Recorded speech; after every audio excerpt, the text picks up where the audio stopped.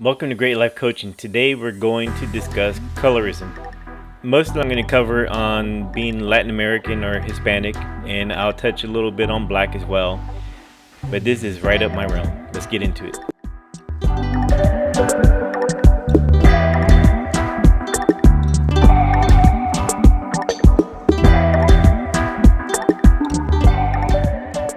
For some reason, this subject keeps coming up either in videos my wife is sharing with me or in my own family. Colorism. In short, colorism is with kind of a segregation or a bias against different shades of colors within one's race or ethnicity. Now, when I say ethnicity, it's because being Latino or Hispanic is not actually a race, it's a culture. Latino could be described as a person whose origins are from Latin America, which is pretty much Mexico and down to South America. It could also mean all the islands in the Caribbean and whatnot as well. Now, being Hispanic is being a person of Spanish heritage, usually those who have a Spanish last name or use Spanish as a language. There's also colorism with Black or African American community, and it's basically the same. It's depending on the shade of brown you are. The darker you are, the less you've ever thought of, and it happens within families too. I have personal experience with watching this where the darker part of the families looked on less than the lighter part. It's unfortunate, but this happens quite a bit. Going back to the Latin community, colorism is based on an old Spanish practice that was brought over by the Spanish, which are European, white, and it brought their caste system over to the Americas. So as you see here, this is kind of a easy rudimentary graph. You see the social classes in Spanish colonies, which is basically all of America in the beginning. On the very top of the pyramid, you have those born with Spanish blood in Spain, or those from the Iberian Peninsula, meaning France, Spain, and Portugal. The next class we have are Creoles. Those are descendants of those from Spain, so they would come to America and have kids. The kids would be considered Creoles.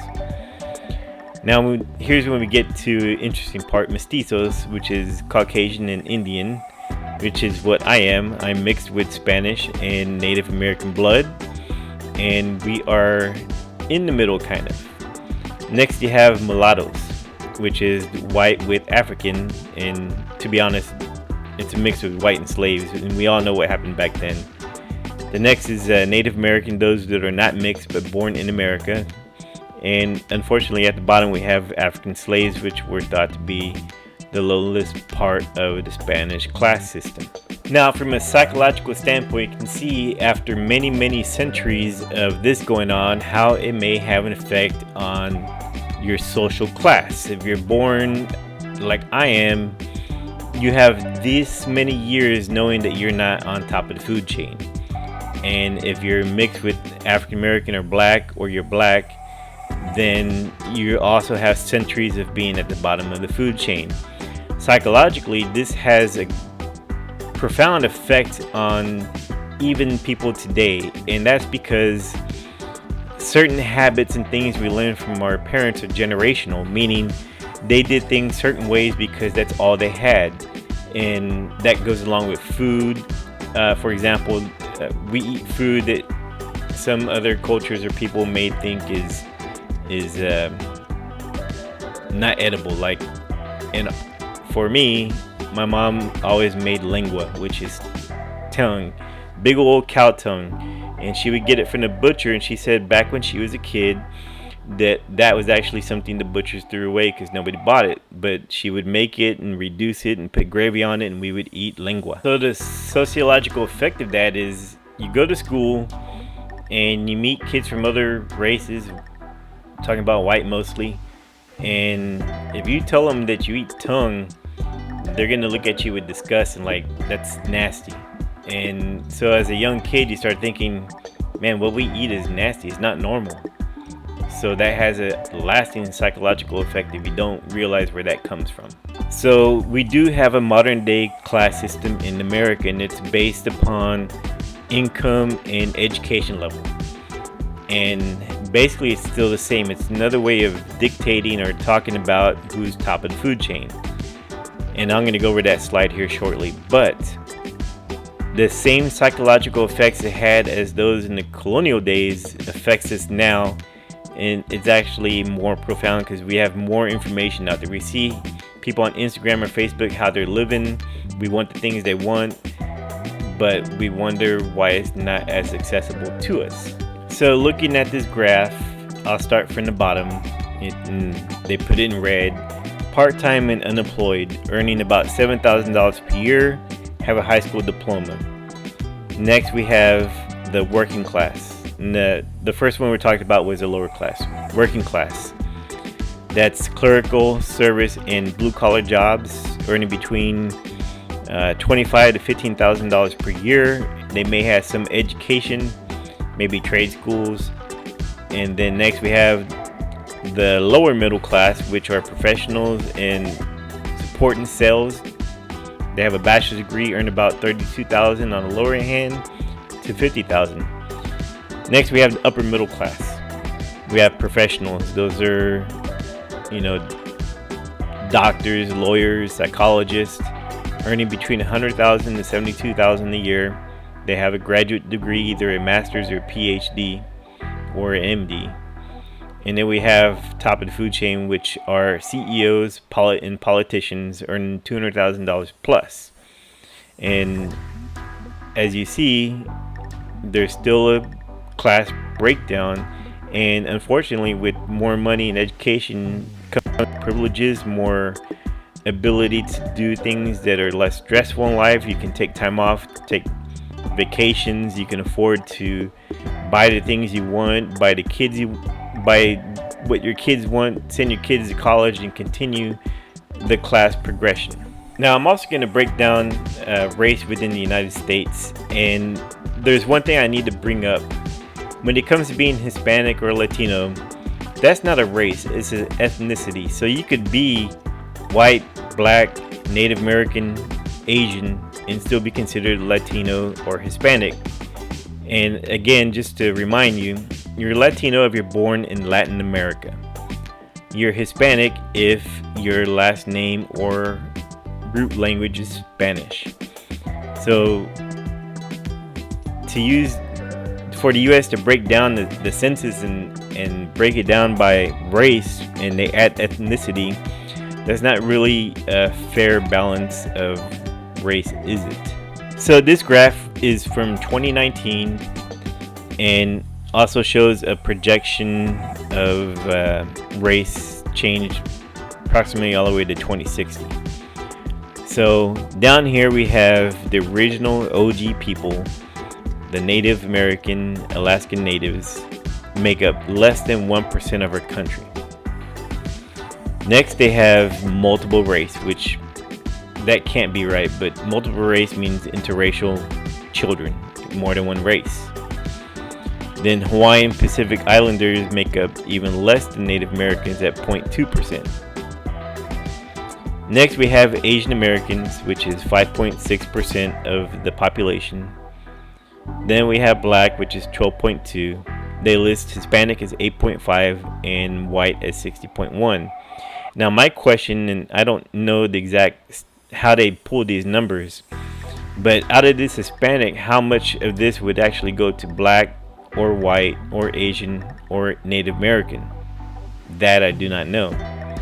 Now in the future we can see that the population 50 percentile is going to change here in the near future, and I would like to see probably this is going to grow too, as I've noticed there's a lot more interracial couples which have interracial children or biracial children or even triracial children based on the parents. But you should see more of this, and I don't know how they plan to calculate that, but that should be on the rise. I'm a big proponent on education, and not just education as far as college. I mean trade schools, education from parents to kids, education in high school, quality education. But here we have a graph of undergraduate enrollment by race and ethnicity. And this is in 2016, so it's not up to date, but it matches our population in America. So right here, the largest percent are white. Then you have Hispanic at 19.8, Black at 15.2. So it does match the population, which is good. I'm sure if you take a graph from 20 years ago, the disparity would be much bigger with whites dominating enrollment in school. And part of this is the more that parents go to school, the more likely the children are going to go to school. And how that translates into people like Hispanics, Latino, or Blacks is if you don't have a parent that has gone to school, then that's more than likely not a driver for you to go to school.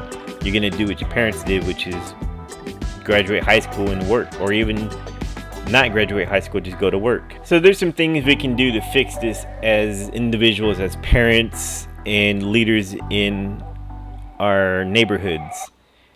We can elect those that are more into equality of school. And what I mean by that is depending on the neighborhood you live in, unfortunately, that dictates the level of education children will get.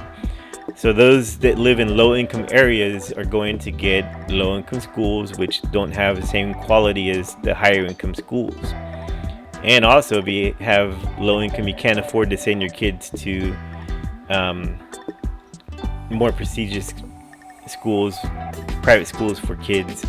Now, one thing I do see an uprise is in charter schools that are set up in areas that allow kids that qualify to get education, where the focus is to get them into a higher education like college. Now, there's also some things that go on that you can't change, and that is things out of your control. Like if you have a low income and you can't control your kids going to a certain school and you both have to work, or it's a single parent, how is that child going to succeed? That's difficult. So that's where I think the government needs to step in and do a change in the way we educate our kids. Pay more towards education as far as better schools, better pay for teachers, which will bring on more qualified people, smaller classrooms, more mental health in schools. Things that maybe the parent can't provide because their education doesn't allow it is what needs to be provided in school. And real skills, not just math, English, history. Real skills such as budgeting, how to spend your money, how to save, how to invest for retirement, how to study for tests, how to pick a job, how to heighten your abilities through doing what you love, how to strengthen what you're weak in. Lots of things that they can be teaching in school. How to handle your emotions. I think psychology should be added to as low as elementary school.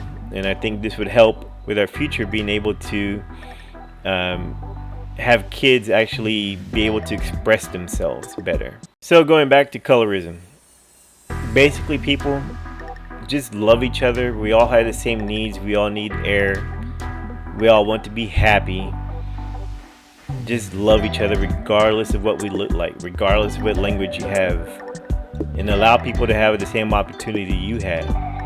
Let's not hold back on social programs like schools, insurance for medical, lower cost education as far as college and trade schools go.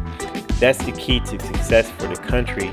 Otherwise, if we do anything else, we're holding ourselves back. This subject's right up my alley. My bachelor's degree, I have a degree in social psychology. This is exactly what social psychology is. It's a study of society, how it affects us psychologically. I just want to thank you for watching Great Life Coaching. Hope to see you soon. Have a good day.